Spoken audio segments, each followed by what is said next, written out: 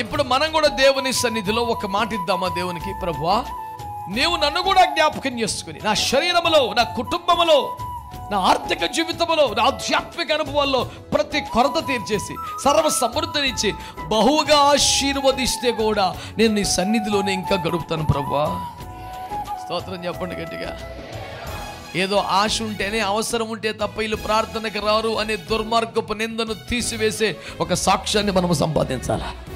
దేవునికి మహిమ కలుగును గాక. అడిగేదో బాధ ఉంది కాబట్టి ఏడుతున్నాడు, శుభ్రంగా ఉంటే ఆడెందుకు ఏడుస్తాడు? ఏదో కష్టం వచ్చి ఉంటుంది.